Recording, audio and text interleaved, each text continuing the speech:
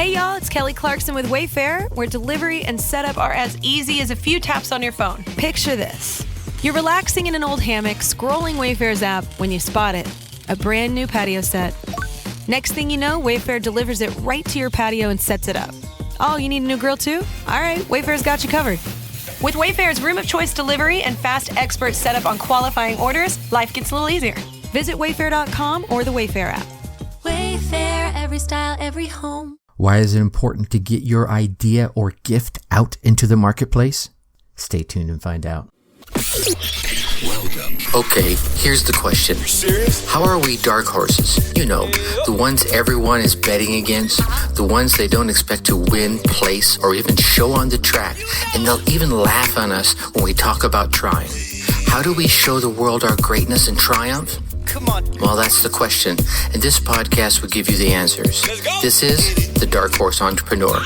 My name is Tracy Brinkman. And push it out. What is up? What is up, my Dark Horse friends and family? Welcome back to your weekly dose of holding yourself to a higher standard learning. I'm your Dark Horse host, Tracy Brinkman, and you, well, that, my friends, is infinitely more important. You are a driven entrepreneur or one in the making. Either way, you're here because you're ready to start, restart, kickstart, or just start leveling up with some great marketing, personal, or business results in order to build that beautiful business of yours into the empire it absolutely deserves to be. Ooh, yeah. Another big episode today. Today, Jabari Butler shares so many amazing gems about being that bumblebee that did not know he could not fly, as well as the importance of holding yourself to a higher standard while providing an amazing product to a tribe of important folks that many would just overlook. Plus, I'm going to let you in on next week's guest, who has been mentored by, coached for, and interviewed people like Damon John, Gary Vaynerchuk, Ryan Dice, Frank Kern, Randy Zuckerberg, and many, many more. So as per usual, the Dark Horse corrals are chock full of personal, business, and marketing GOLD spilling from every corner of the Dark Horse Entrepreneur HQ. So let's get to the starting gates and go. All right, my Dark Horse friends and family, today's guest, Jabari Butler. Now, I am personally super excited about this interview because I have known Jabari for, a decade and a half now. We're dating ourselves here, right? But you don't want to hear about me, right? You're here because you want to hear about the man that's all about technology and innovation. And we'll see, these are two things that encompass just about everything that Jabari does, whether he's ministering, teaching, speaking, or developing plans for startup businesses. Jabari is always looking for innovative ways to use the data and the tech that lives all around us to improve lives and community. Jabari is on the Forbes Technology Council. He's the co-founder of Sign One News, as well as being part of the team that was awarded the U.S. Department of Health and Human Services 2019 Adoption Excellence Award in the category of media, social media, and public awareness. Jabari was also a man amongst men when it came to 310 North Toastmasters back in the day. And I'm sure we'll chat a little bit about that. Ladies and gentlemen, my old friend, Jabari Butler. Jabari, welcome to the Dark Horse Entrepreneur. Fantastic. Thank you so much, Tracy. Thank you. I was like, who is he talking about? Oh, yeah. That's me. Oh my God. All these things I've done. Yeah, it's funny as I was going back through to do a little prep for this, our chat together. I was like, wow, my man Jabari is killing it. You have done some stuff, since we were talking about, it was like 12. So it was at least 1999. You just popped up a picture of a ceremony with a table topics contest. Yeah, we were in Toastmasters together. Jabari actually had to remind me that I was his mentor. That's right. Back in the day. And I can tell you, for anyone who's ever considering engaging into public speaking, Toastmasters is definitely one of those programs, and I'm sure it's all about the club, right? We were lucky enough to have this amazing troupe of folks to help us along our public speaking journey. And I got to watch Jabari really blossom. He started off, a little quiet at first. And then, Brock, I think about 6 months in, there was no stopping this man, right? Jabari, I really thanks you for carving some time out to come hang out with us. I wanna shut up a minute, and you know how much I can talk, right? Oh, yeah, you can talk. Yeah, I'm gonna shut my up partner here. can tell you I can talk, but I know you can talk There you go. too. That's why we got along so well, baby. Exactly right. It was actually good that we were paired up together back in those Right, days. right. But I want to shut up here and let you take the mic and kind of share your story. What's brought you to where you are. Good, bad, and ugly. And then tell me why you love doing what you do so much. Sure. I'll say a few words about that. I'm Jabari Butler. Appreciate you allowing me to come on your show. I was extremely thankful and humbled when you reached out to me about this, and I said, "Wow, I would definitely, Tracy, anything. I would be happy to do that." Now, I had an unusual background. I actually was not that good initially in math and technology and things like that. I really didn't have much interest in anything to do with these kinds of things initially as a child. And so as I progressed through school, I began to pick up the ideas of math, what have you. And when I went to college, I was looking for a major, and I happened to come across a book, and it was Pascal. And it looked a little bit like English. I said, "What is this?" And this guy said, "Well, it's a programming language book." I said, "Program." I had a little bit of exposure to it in elementary school, and just a little bit in elementary school. We did some contests, things like that, made some simple programs. But I left it at that. Had no idea that there was any relation to math at all. I got to college, struggled through, but I picked up the programming book. I took a liking to it. And then some years later, I began to get good at it. And so I actually asked my professor at the time, around my junior year or so, I said, "What is the difference? Why are there so many math majors in technology, these technology classes?" Because I'm taking so many, I like the technology, I'm taking these technology classes. And remember, before I could not do math, I was a class clown in high school for math. I was not, yeah, I think a lot of people were in that. And I was the most unlikeliest person to even be in that space. But I like tech so much that I had to take so many math classes. And I asked him later on, I said, I had to take the linear algebra, discrete algebra, abstract, and all that.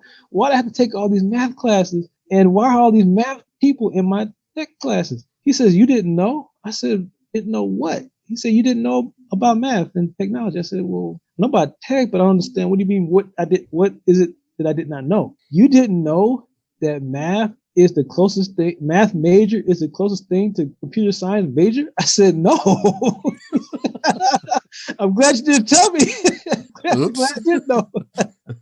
And then when I looked up, I was only 2 courses away from having a minor in math. Oh, damn. So because they didn't tell me. Kind of like the bumblebee who didn't know that he could fly. He's not supposed to, but no one ever told him. So that was me. I was that bumblebee. And later on, I credit really being able to break into more experience with technology. Unfortunately, to the Ronald McNair, it was Dr. McNair, when he passed away, it actually opened the door for people like me, because there was a Ronald E. McNair post-baccalaureate achievement program. And that was where I got my start. I think every time I see a shuttle go up, or every time I see, even with SpaceX that just went up recently, we covered that a couple of days ago. Every time I see something like that, I'm always thankful and humbled and reminded that it was because of someone like him who paved the way for somebody like me. And it was that program that gave me the exposure to, at that time, working with the number one virtual reality team in the world. It's called the Iowa Driving Simulator Team at the time, and now it's called the National Driving Simulator Team. Okay. I got a chance to get on that as my first project, and I got a chance to work with other projects since then. I got early exposure to Radio Shack, actually. Radio Shack was where I got my first exposure to some technology. Some guy would help me. Yeah, Radio Shack. There's a manager that gave me some exposure to Radio Shack, and he would have these stores, Radio Shack stores he managed. So I would go in there as a kid, but I had that as a kind of like a foundation. I never realized that would be a seed that was planted years ago from some guy who just said, "Hey, come by and go buy some hot dog for me or something, and stand around the store a little bit and act like you're doing something." And those were seeds that were planted early on that later on sprout in college, and then later on, took me on another pathway into this program, which gave me more experience that led to work in General Mills and then Cola, which is where I met you. Right. And then even after that, I ended up doing more of that as a business shortly after Coca-Cola. And since that time, I've been in healthcare technology for a number of years, almost 2 decades now. And I've also worked in the vertical of higher education. Okay. And that's where I got my introduction into cloud technology, where we took a seminary, because I'm a minister as well, and I went to the seminary, ITC.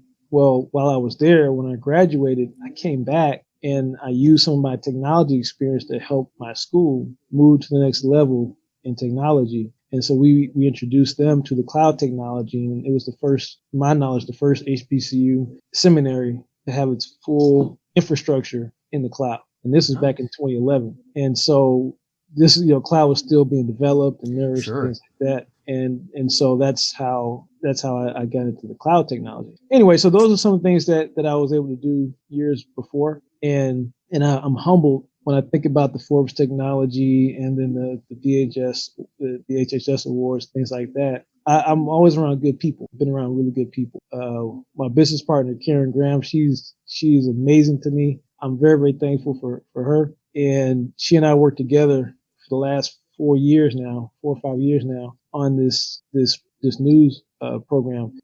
Took her 15 years of Emmy Award winning production talent and my 20 years of technology talent. We put that together to create this organization, Sign One New. And so we use a lot of the cloud. We use quite a bit of that. And I think we talk more about that, I guess, later, but I think that's kind of how it happened, so to speak. That was my pathway. Right. Well, and I think it's kind of cool that, I say it's kind of cool. I think so many times there are folks out there that are struggling with a topic, right? And that topic for, as you were talking about, was math, or, maybe for someone else, it's, English or history or whatever it is. But because you weren't aware, you were aware that, math was not my jig. It's not my thing. Right. But you say, okay, well, I'm gonna go over here to this information tech. It seems kind of cool. I can vibe with that.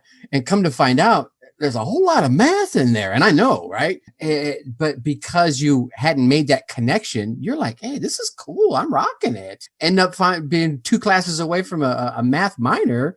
And then again, but it really kind of comes back to that quote you said, no one told the bumblebee he couldn't fly. And you're like, I'm just going for it, man. I'm doing this thing. I think if we can get more of that out to folks out there, it's like, dude, I get it. You're struggling. Not everyone's a dancer, right? I can dance, but I'm not a. I haven't seen you dance, but I'll see. Right, you see it, right? You've seen it. There's a funny story here, and I'm going to pause just for a second. So Jabari and I both worked at Coca-Cola back in the 90s, and back then, the Coca-Cola used to have these awesome holiday party, and they would rent out like the whole World Congress Center, a good portion of it, right? Yes. And there would be a band and food and entertainment, and then you go on for a while. And there were people like there was Elton John, and we had the Four Tops was there once, we had the B-52s. Anyway, and I have no problem being in front of a crowd, as Jabari will tell you, right? Yes. I have and so I was out there, and they were playing some awesome song, and I was out there, I was just doing my thing, and I did, and someone said, "Come on, Tracy, dance!" And so as I go running across the stage and doing like the John Travolta, sliding on my knees and get up and do a dance thing. All that to wind up say we had a great time. I get it, and this was a Friday night when this happened, Friday or Saturday night.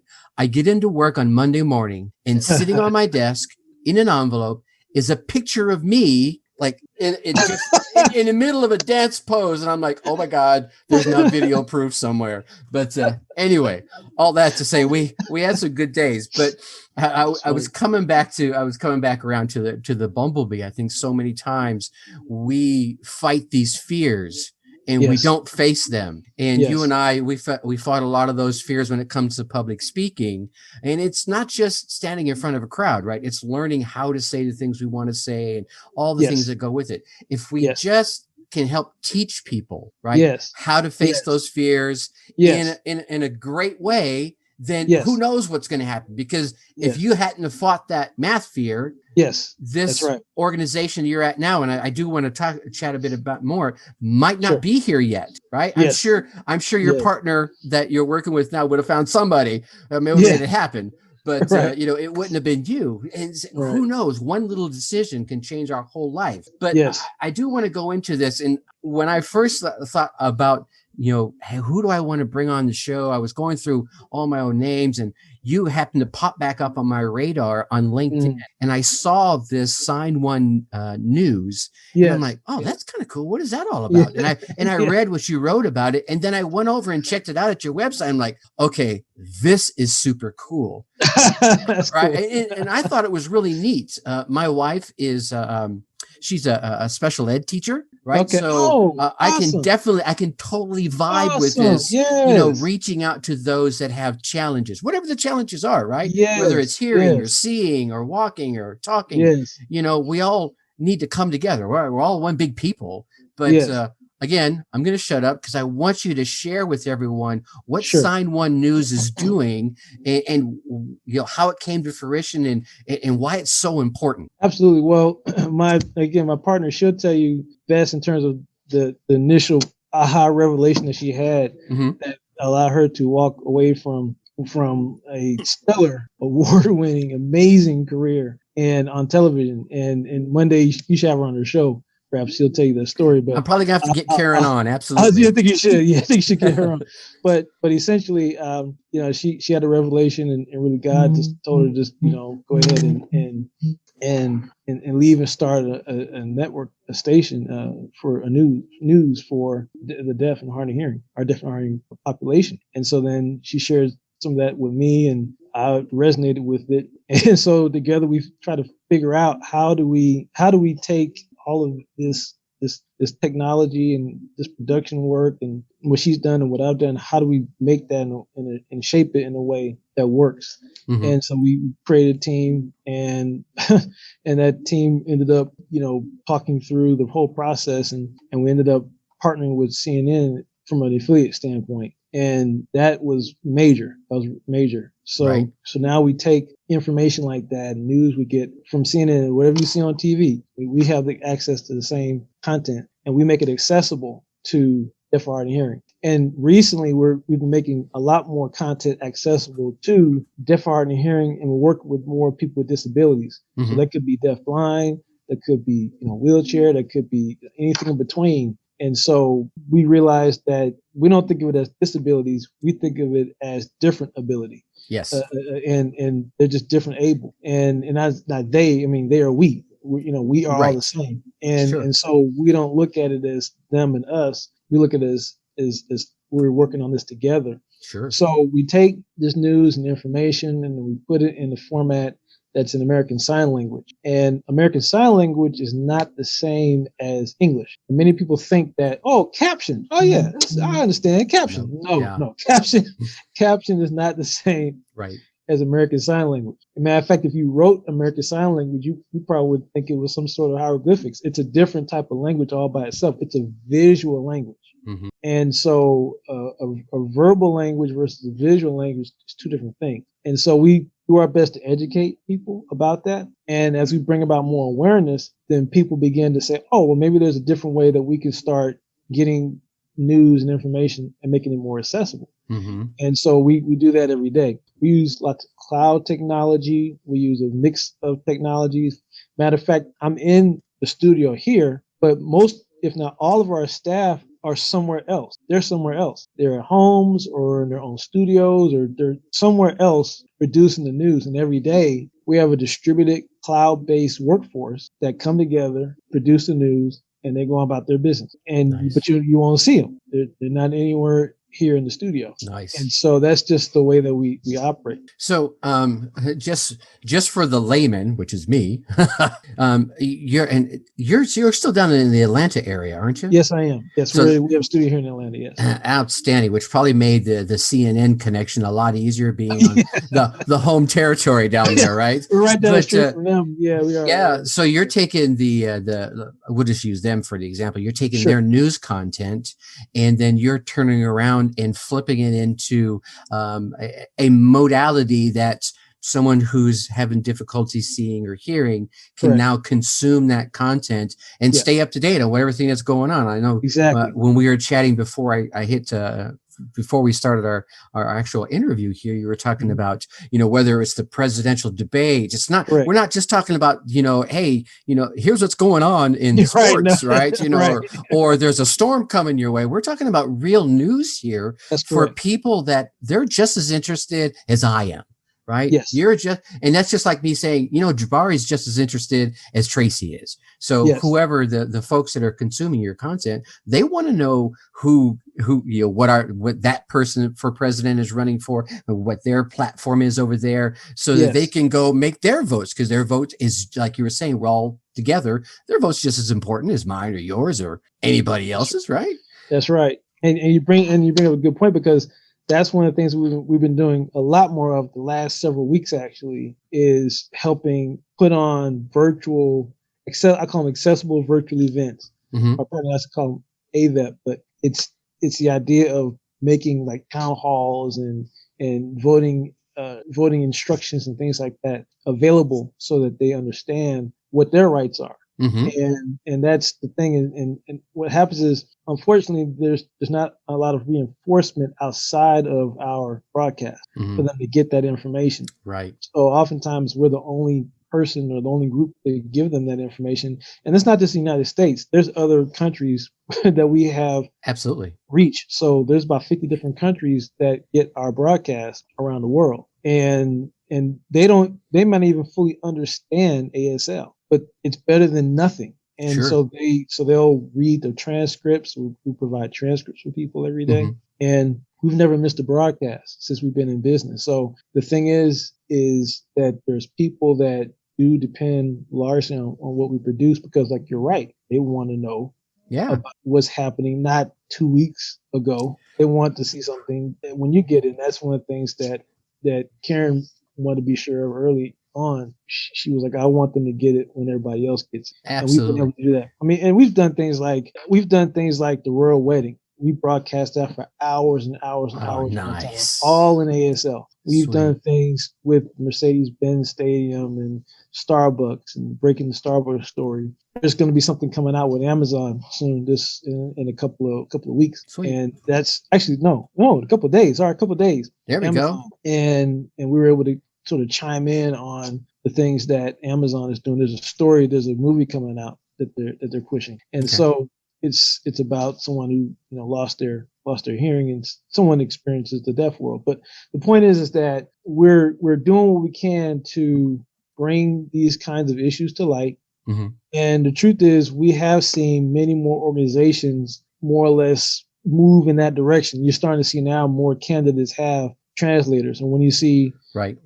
people with the emergency broadcast or with the COVID updates, you're seeing more people with translating. I remember there was a time when Karen was just out there, myself, she and I were sitting in the studio. No one's translating anything. We're getting live feeds, and we're calling and saying, hey, can you put a translator out there? Is someone out there to interpret this? And there's Right. nobody doing it.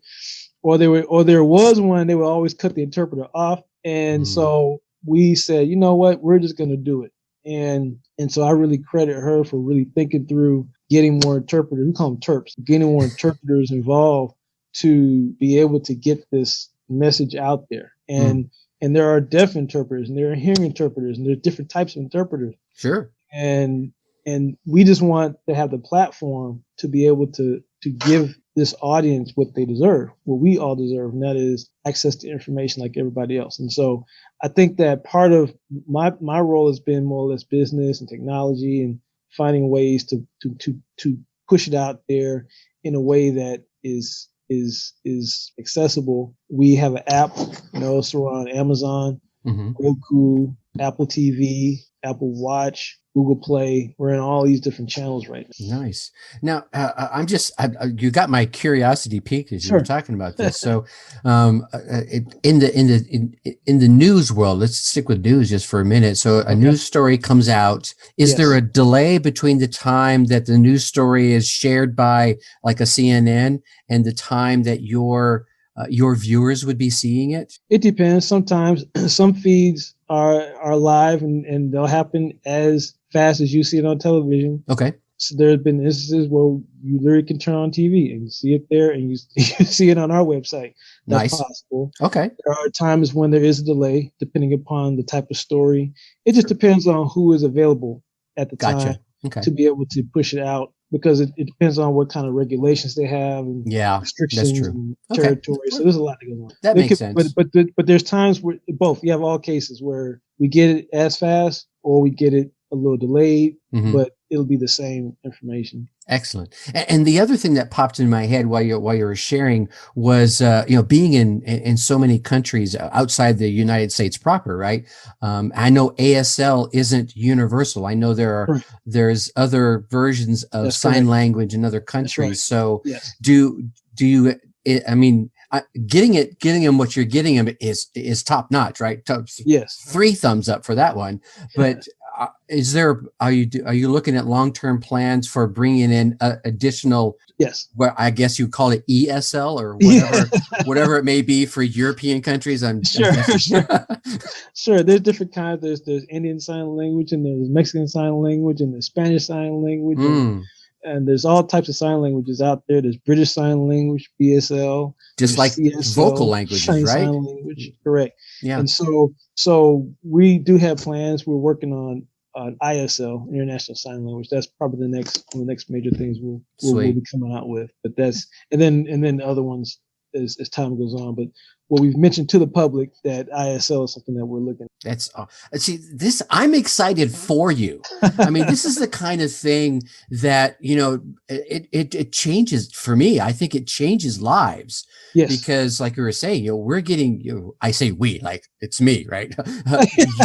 You're getting valuable information into the hands of people that probably before you were either relying on other people that can hear and see and trying to, change that communication.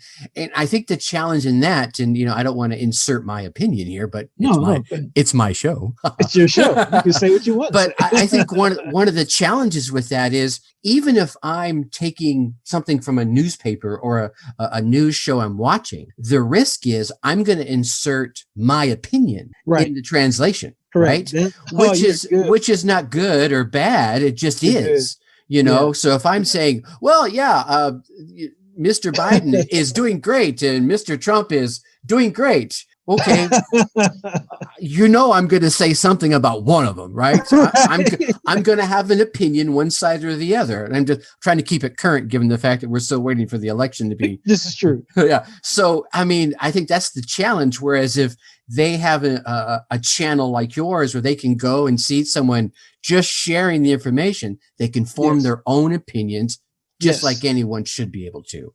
You're now listening to the Dark Horse Entrepreneur Podcast. You are very good, Tracy. That is one of the things that I'm so excited about, that part, because that is something we truly pride ourselves on. And again, I'll go back to Karen again.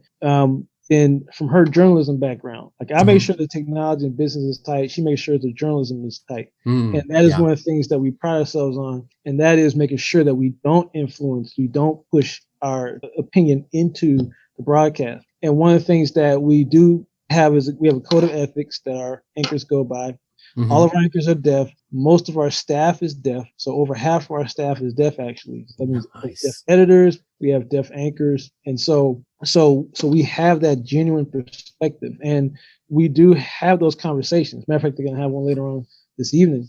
We do have these debrief sessions where we talk about, make sure that, hey, careful with how you're presenting, make sure that it stays right in the middle. Yeah, because you understand, since it's a visual language, mannerisms make a difference. Eye contact makes it interesting. Things that we talk about in Toastmasters. See, there it is. It is much more important in these visual languages. The eye contact, the way you nod your head, the way you use your facial expressions, all these things make a very big difference. So if someone does impose their opinion, it's something that you got to be careful of. Our folks are trained by a professional, and so we avoid those types of situations, and we pay attention to the mannerisms and all the types of nonverbal communication, because they totally depend on nonverbal communication. Sure. Many of them do, to communicate. And so it's very important. We do keep that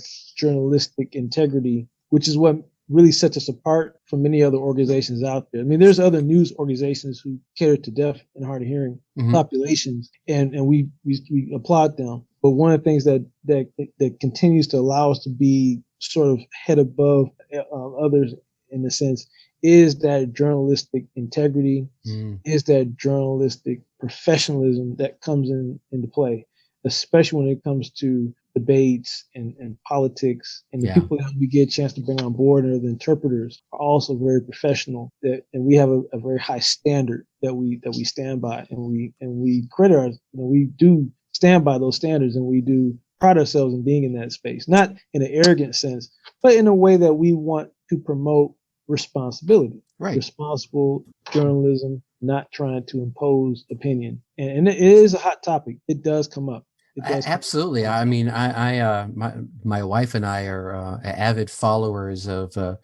I think more so this year, right? Because the presidential race has been a bit different. Especially coming out of the yeah, right. Just especially coming out of the COVID experience, right? I think this whole past 8 months now, right? Almost 8 months, 6 months have really flipped things on their ear, and I'm really talking beyond just who you pick for president. I mean, we're talking about some of the senatorial committees that are going on, where you've got the Facebooks and the Twitters and the Googles going in front of these committees going, hey, should you be doing that? Yes or no? Right. I mean, there's a lot of things going on under the surface, and you got to be informed. Right? And there's a lot of data and a lot of information, and I applaud you for sharing the information in a journal, an even journalistic manner. Right.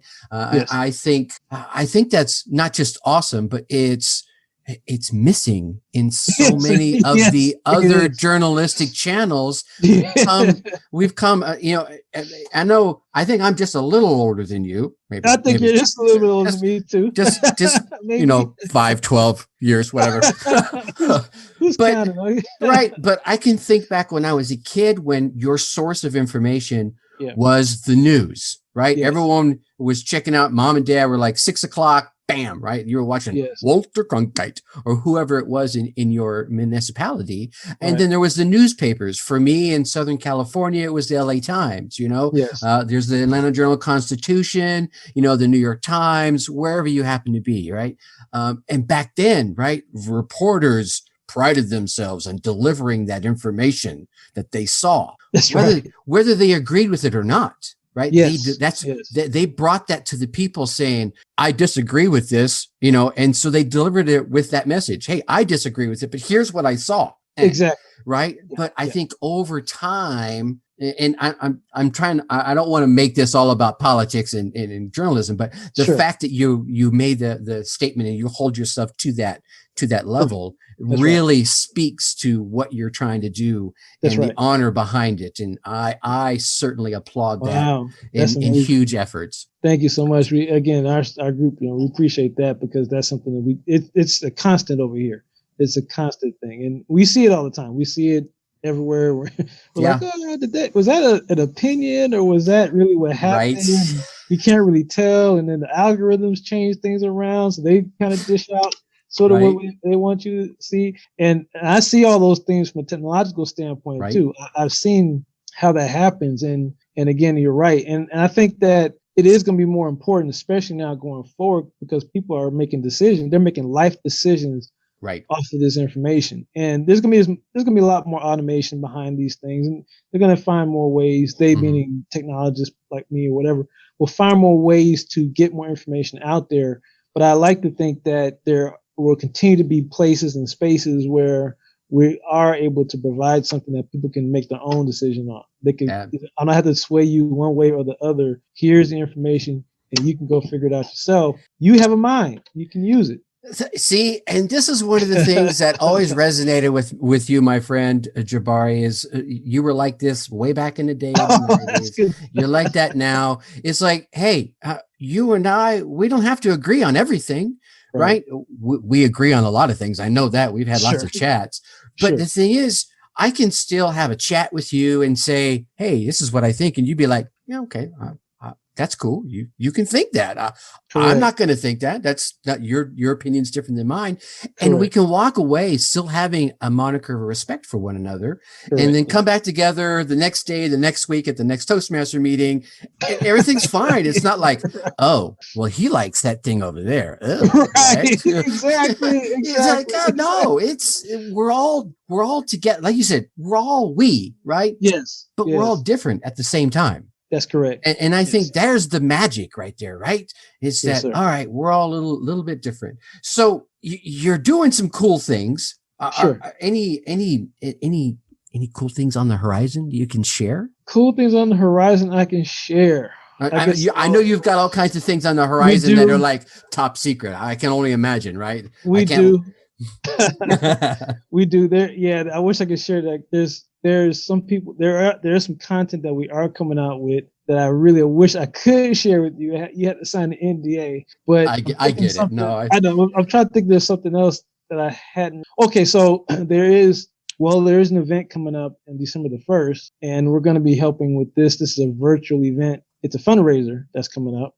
Coca-Cola is one of the sponsors, and the organization is called Synergies Work. Mm-hmm. So Sign One News is going to be we're providing the event management behind it, and there's going to be a lot of cool people on there, and it's going to be a big deal.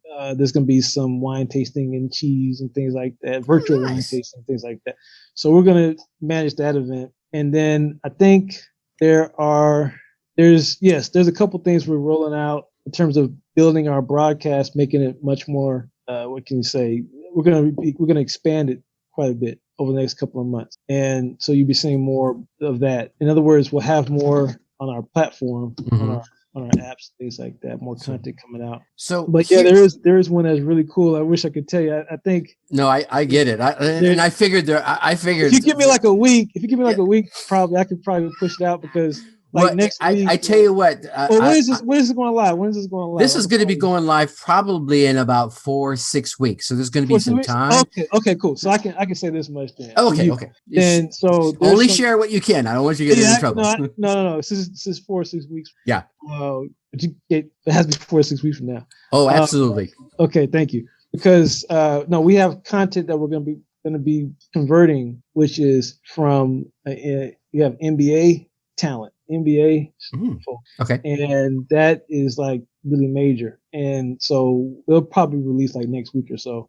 Okay, but the key is that this is an unprecedented thing because we have this content that we're going to make accessible, and it's something that I think it's a bit of an experiment.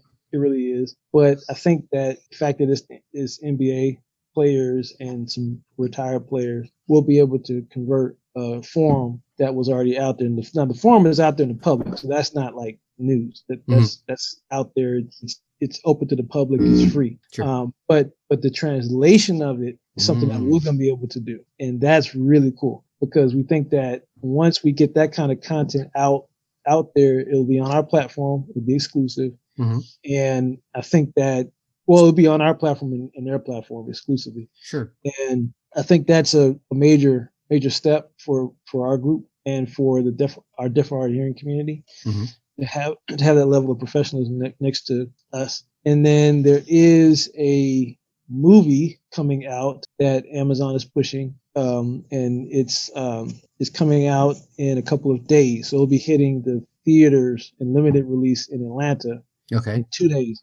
And there's an interview that I can say this much. Can't say who, but we did get a chance to interview one of their key people, and that interview will be made available. Is it available now? It's either available now or it's going to be available the next day or so on our app. Okay. And so we got a chance to interview one of the main characters in this movie. Nice. And so we think that's going to be. It's called the what is the name of that movie? It's called the Sound of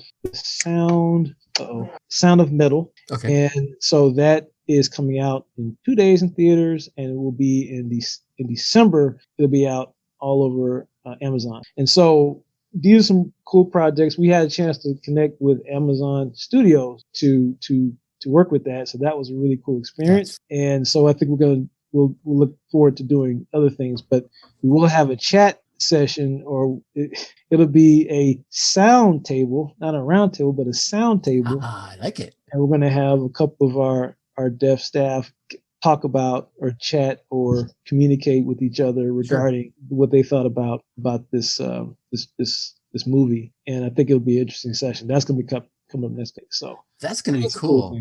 Do you think? And this is just I could sit here and talk about this all night. But I think one of the things that's piqued my interest is, and you being the tech guy, you might be able to give me some insights. Oh, sure. Do you think that the tech is there or almost there to enable your core clients, right, your core audience, to watch? I'll call it. Say, here's a great example. I'm cruising through my social media and I see this video. Maybe it's whoever. It's somebody and they're talking, right? And there's no subtitles. Do you think the technology is going to be there now or soon for someone to say, click this button here and some ASL person will pop up and or maybe it's a computer generated ASL. I don't know.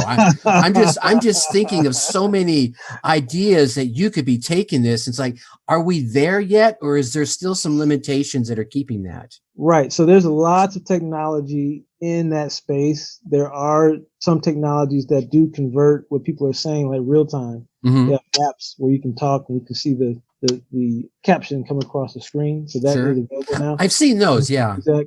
But when it comes to just anything, I think you're right that there is a step there are some steps that have to be taken to make that more accessible, because it's very, very difficult language to decipher. And so MIT, some other organizations have made great attempts, folks in other countries, and I think Microsoft, everyone's trying to find ways to bring that type of technology to life.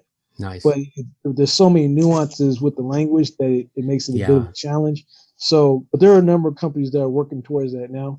We like to be able to be in that mix to help bring it about, of course. That's something we like to be in. But it's development. It's funny, and here's what really brought it to mind. So obviously it wasn't this year, but I went to go see the show Hamilton live. Oh yeah, Hamilton. Down in Chicago. My daughter's a huge Hamilton fan.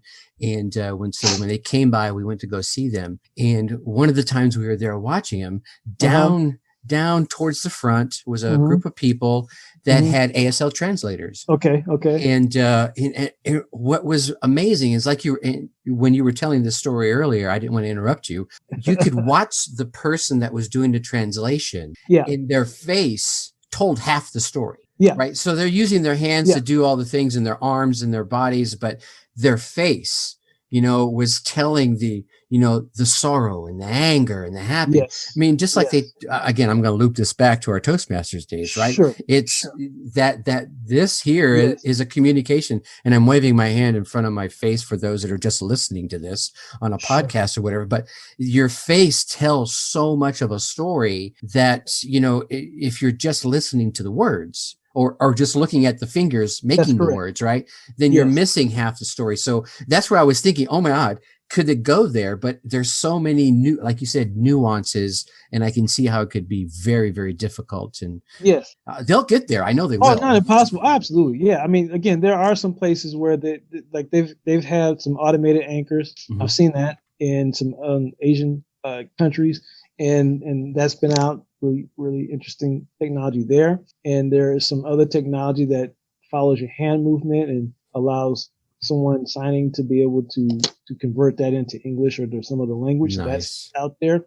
And so it's definitely there. And there's a number of again, companies, organizations that are really trying to push to make that happen. I like to be able to be in that mix. So I bet. talk to Karen about it. We talk about it. I talk to her about these things often, and that's something that we like to be able to do. In the meantime, we do like to think that we're working on other kinds of technological advances, because right now we're really pushing the limits of technology to do what we do. I mean, it's not like anything out there is readily available for us to just do what we do. Sure. There are many workarounds that we have to develop and processes that we've had to put in place to work around technology that is largely hearing based, is hearing culture based technology. So she'll tell you, I've had to come up with solutions that don't really work elsewhere, but they have to work for us to do what we do. So even the basic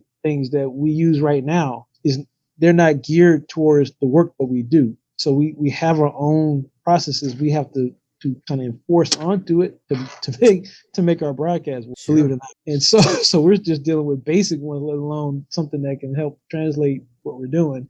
And so that was one of the things that we discovered early on, was that even my own bias have a programming background, technology background. In my own understanding, I never had a course at Morehouse College. I never took a course that talked to me about how we make this work for deaf and hard of hearing people. Sure. And I don't know any other courses out there that really do that intentionally. Sure. And the way these things are programmed, for instance, I think one tool we use, if you don't have audio in it and you unplug the audio, it throws an error. Hey, something's wrong. You don't have your audio plugged in. Well, that's right. That makes sense if you're hearing. But what if you're not hearing? I don't need audio. Is that an error? Yeah. Yeah. Right. I mean, but I know that that's how we've been taught. We've been trained that way. And so those are the kinds of issues that I would like to bring to the forefront. Yeah, that makes sense. And ask, or more or less encourage programmers, encourage the technology industry to think different about how we develop this technology. And instead of it being an afterthought, retrofit, think about it going into the process. Yeah. Think about the inclusively rather than Don't make the assumptions that just because I have headphones on means I can hear, right? Absolutely. I mean, right. And it goes to the streaming, lots of streaming platforms are the same way. Although I think there's some that are making those changes, but the streaming platforms are a challenge. And we're in that age now where virtual and streaming, everyone has to do it. And so now we're finding that we're pushing the limits of that. We've had to put different tools together to string it all together to make it work. But I think that ultimately, yes, there's some lab somewhere that's got something really cool that we like to see, and I'd like to be a part of making that come out. Obviously, nice. And we'll be looking out for that. But the main thing is that we do our best to make things work. Absolutely, and we still produce. Still making magic over there. Yeah. No, I'm gonna say this. You mentioned one thing I do want you to understand is that none of this has happened easily. And there's been a lot of challenges. And if there's anything I would like to say is that anything dealing with this type of entrepreneurial effort, and I've started a couple of different businesses before, and I know what it's like to have to go through territory that's uncharted. And this one was fully uncharted. Like, there is no one, even now, we look around and we have like nobody to model after. We didn't know who to pattern after. We couldn't pick up a book or Google anything to see what we were doing. It was gosh, right? And for many things, it continues to be that way.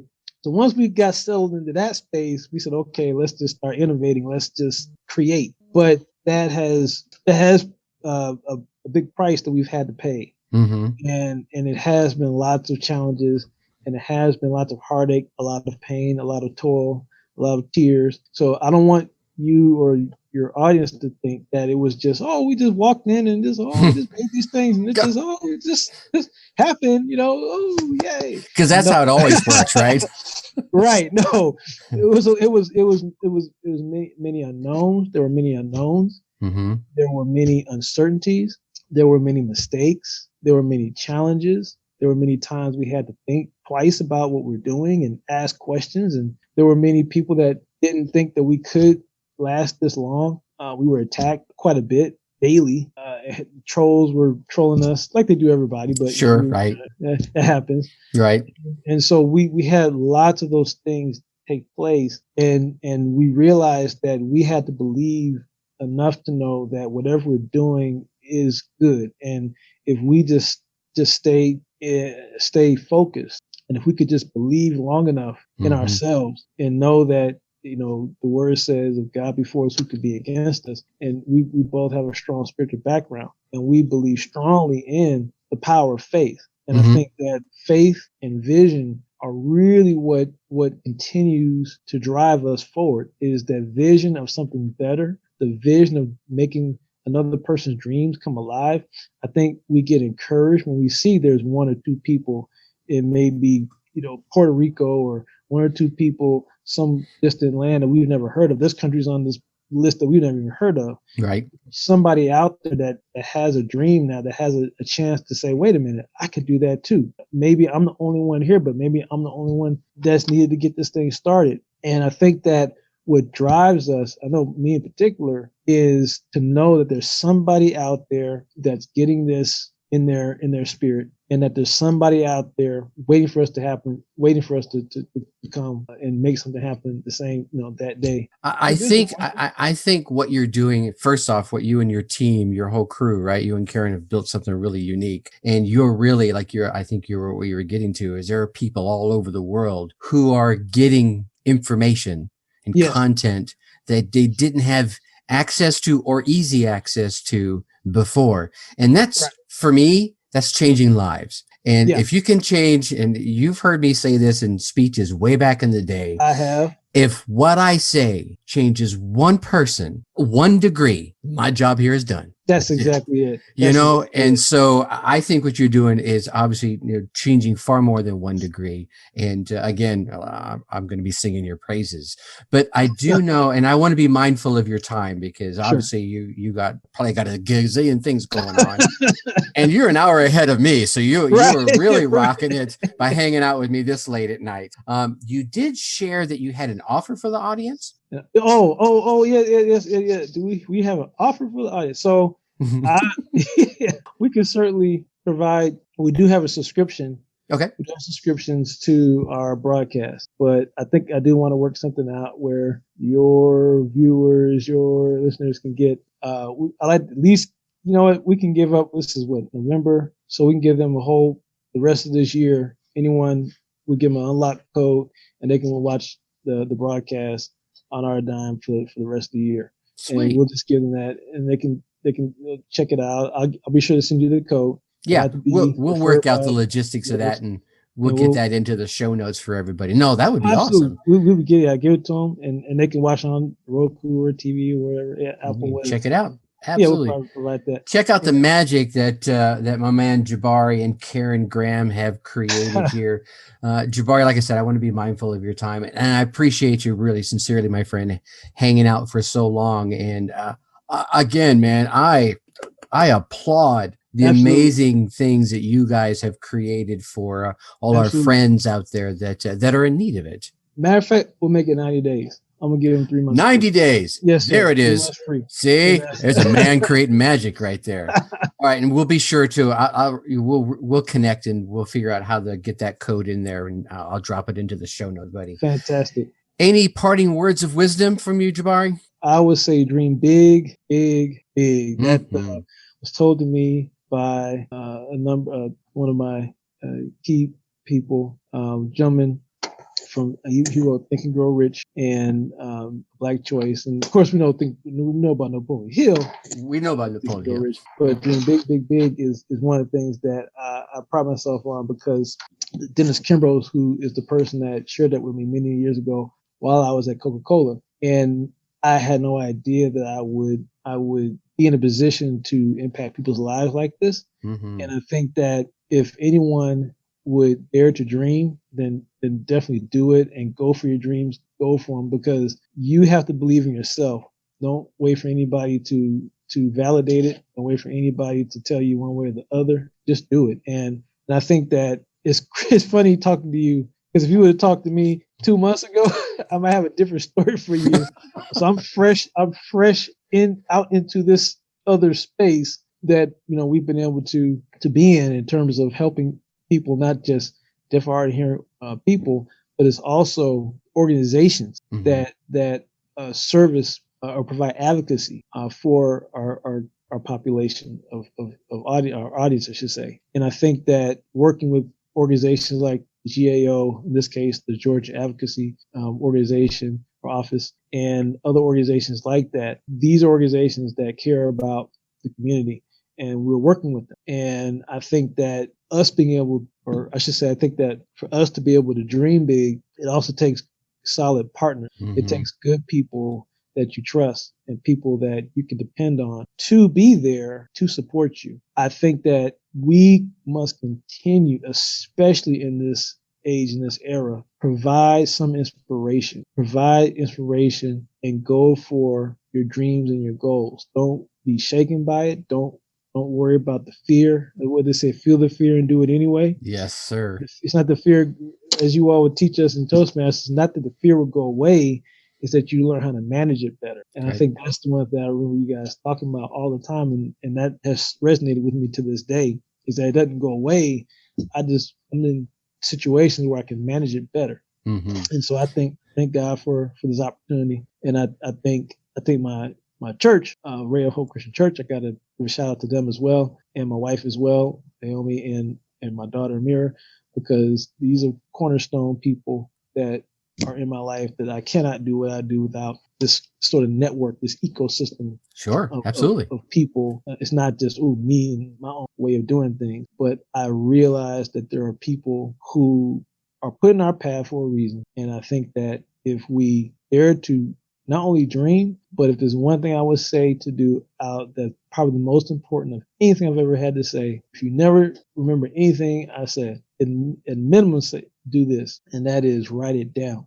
Write it down, put a date next to it, and think about it, and dream on it, and visualize it, and hit that exact date, change the date, scratch it out, write another date. Right, it's your date. Right, and keep going until you get there. And we want to see you at the top. We're gonna see you over the top. I know that one too. Yeah, amen, Jabari. I totally hear you about getting those butterflies to fly in formation, right? They're not going to go away. You just got to get those butterflies to fly in formation. The master has spoken. Jabari, thanks so much for hanging out with us, man. I definitely appreciate your time. Thank you, sir. It's been a pleasure. All right. There you have it, my friends. My man, Jabari Butler. Man, I've known him for such a long time, and he's still amazing to this day. All right. So let me share some thoughts I came away with. Thought number 1, be the bumblebee that doesn't know you can fly. Yeah, stop giving in to all those things that scare you or that you do not think you're able to do. Be the bumblebee that doesn't know it can't fly, and just start flapping your damn wings. Jabari shares how, he wasn't doing well in math in his early days in school. So in college, he chose a computer science major and he excelled at it. But he kept wondering why he kept finding math majors in his computer classes.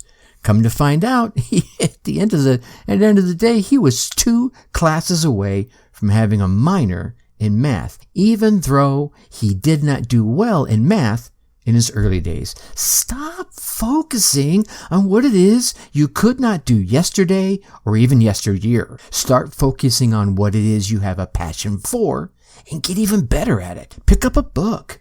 Get a course, get a coach on a topic that lights you up inside and become the master. Yeah, go from youngling to Padawan to knight to Jedi master on the topic so that you can best serve your tribe as only you can. And here's the next thing inside of that. Remember, you don't have to be the master before you start serving your tribe. Take them on your journey with you. That way you both grow. All right. Thought number 2. Who should you join forces with to magnify both of your missions? Jabari and his business partner Karen both had completely different skill sets, but both had matched passions. As Jabari said, he, quote, makes sure the tech is tight, and his business partner, Karen, makes sure the journalism is tight, unquote. See, taking these two completely different passions and putting them together in a project to service their tribe has created a business that they both can be very proud of. So the question becomes, what on your entrepreneurial journey is holding you back from that next level of service to your tribe? Do you know of someone that has a high amount of passion in that very area? Well, if so, perhaps you two should join forces and create a win-win situation for both of you. I mean, hell, shit, if you think about it, you're really creating a win-win-win. You win, your partner wins, and more importantly, those you serve win. And isn't that, at the end of the day, isn't that what it's all about? Thought number 3, hold yourself to a higher standard. When you're out there in the true fashion of service, you're going to have to hold yourself and those under your command to a higher standard. After all, your tribe is looking to you for input, to you for information, and to you for answers. So give it to them, but give it to them honestly. If you find something that works for you, but you don't like the person behind the product, okay, tell them, look, this product works great, but I'm not a fan of person X because of this or because of that. Be open and honest about who you are and what you stand for and what you don't stand for or won't stand for. If person X stands for something you don't believe in, then perhaps you'd be better served to find an alternate solution for said product so that you can share that with your tribe while still being true to who you are, which is hugely important. And I say that because, like not too long ago, I was following someone and you could say I even looked up to them in their area of expertise. And they had some negative things to say publicly about a popular funnel product in the online space. And they didn't just say it once, they said it a number of times. And then shortly afterwards, after they made these statements, I went into one of their funnels and found out they're using the very product that they were publicly bashing. Do you think this had an impact on how I saw them going forward? Yeah, you bet their bippy it did, right?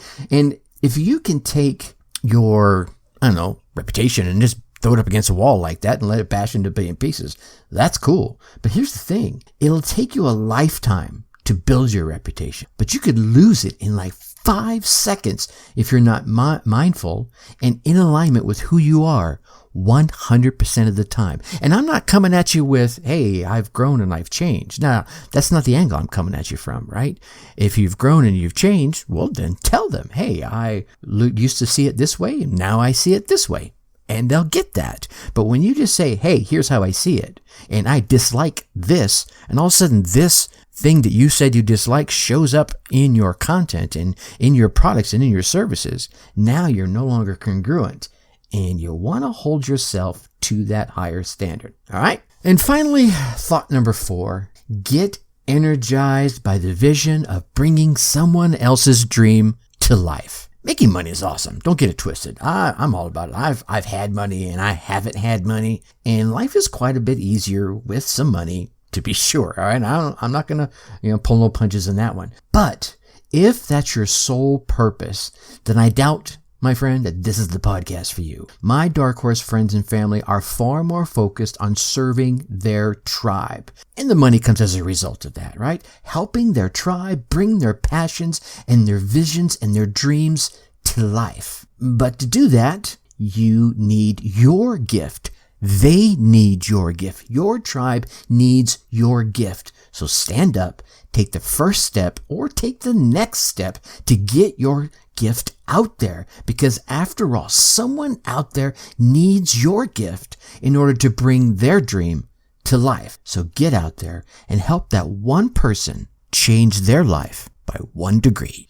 All right, my Dark Horse friends and family, what inspiring ideas or tips or thoughts resonated with you? Whatever they were, right? Take some time today and put them into action. Go out there, run your race, get your results, and then come let me hear about them. I'm seriously, no joke.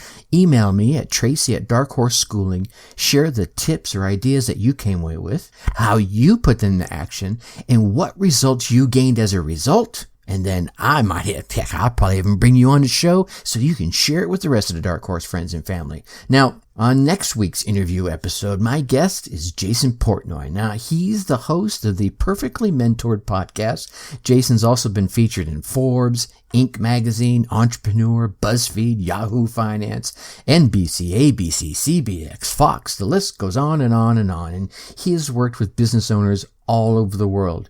And Jason's going to stop by and drop some of his amazing entrepreneurial knowledge, so you are not going to want to miss this episode. Speaking of missing episodes, I know you want to keep getting all these valuable tips and inspirational stories from this podcast and the guests I'm lucky enough to bring on. So please go on down there, hit that subscribe button. While you're there, go ahead and leave us a 5-star rating, write some kind words in the review. Heck, even tell me some constructive criticism, maybe some guests you'd love to hear onto the show. And of course, do not keep all this entrepreneurial GOLD all to yourself.